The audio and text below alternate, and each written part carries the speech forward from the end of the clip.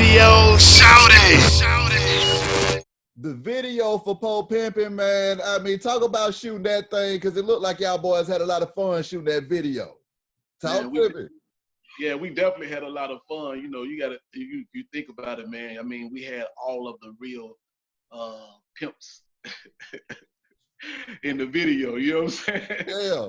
All of the real pimps in the video, you know what I'm saying? And it made sense because it was Chicago. We gave them Chicago. We gave them what, you know what I'm saying, what they couldn't see because they wasn't here. Yeah. You know what I'm saying? And then to make that video, when it spread it worldwide, all we heard going around the world was, "Man, I just brought a Cadillac." Yeah. Come on. Yes, sir. Yes, sir. What was it like putting it down for Chicago at that time, though, man? Because I mean, it wasn't a lot of folks coming out of there at that time. So I mean, what was it like putting the city on the map like that? You know what?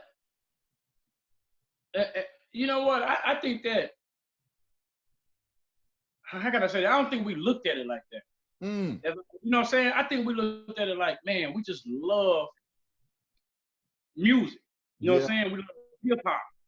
You know what I mean? I don't think we looked at it like, okay, let's put Chicago on. I think we looked at it like, we just love the artistry of music. We love that. And what that instilled, it was that we was able to help others in Chicago and help others, you know, create a lane so that others can, you know what I'm saying, can come through. But our love for music was just that. Our love for hip hop was just that. You know what I'm saying? Yes, you know how sometimes you just, you know, you like, well, I'm doing this for the whole. It's like speaking. When you speak it, you're like, man, I'm speaking for the whole. And somebody might take it personal.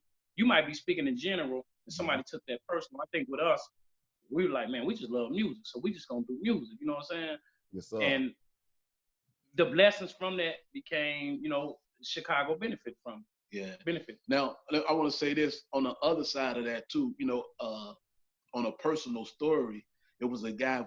We was in Georgia's music room. It was one of the biggest record record places you can go and buy music from. So it was a guy like, man, that hip hop is not in Chicago. So happened that same guy was standing in the same place he said that at, and we hit and brought hip hop to Chicago. So, you know, it was that experience too. Talk to me about the studio sessions, though, man. I mean, you got Twister and Johnny P coming in there jamming with y'all as well. I mean, what was the vibes like with all of y'all creative brothers going in there and on 10 with it? That's a whole different animal, man. That's a whole different. I mean, Johnny, we all are fans of Johnny. Yeah. You know what I'm saying? Johnny, you know, we are a fan of Johnny. You know what I'm saying? I mean, this guy, childhood, he's a childhood star to us. Yeah. You know, he came from the bottom to the top with Luther Vandross and things of that nature. You know what I'm saying? Some heavyweights. Yeah. So bringing Johnny in, then Twister had his career way before. So, you know, that was, you know what I'm saying? So to bring all that up under one roof and knowing everybody was gifted, oh, man. That, you know. And then it makes it personal because we all knew each other and we all family. We all from the West. So that chemistry was just there from day one, really. I feel that. I mean, another banger, though, that Paper Chase, fellas. I mean, getting in that thing and harmonizing and jamming. I mean, tell me about that joint right there.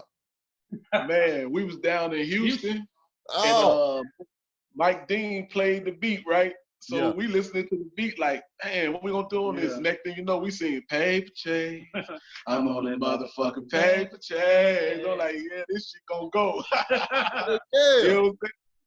Like one chase the paper like an entrepreneur. Had dream about under the border store. Won't G's in my house from the head floor. Nigga won't G's, but nigga won't more. Focus on the good shit, so the good shit. Nigga forget about the bad bitch. That's where your money make a mad switch. I'm going for everything I never had, cause I never had shit. You dig? Boy, you ain't never lied. So now tell me about the vibe recording in Texas versus being in Chicago with it, though.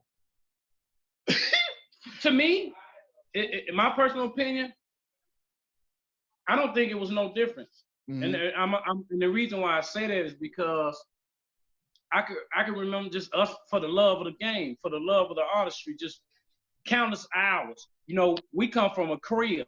Everybody in one crib, everybody ciphering, everybody rapping, everybody doing their shit. You know what I'm saying? Like everybody doing their thing. So or being locked up in the studio in Houston, or being locked up in the studio in Chicago with Traxter. You know what I'm saying? So, you know, like we was always like in that moment. Like once you get in that studio, once you get in that lab, you in that moment. Sometimes you in that motherfucker with 2-3 hours. Sometimes you in there for 2-3 weeks. You know what I'm saying? But you doing you doing you. I mean, nowadays, you know, it's seconds. But yeah, man, we was in that, boy, man. So, you know, and we learning from each other. We learning some Southern swag, and we learning some, you know what I mean? And then Southern swag, they learning some Midwest swag. So cohesively, they both went together.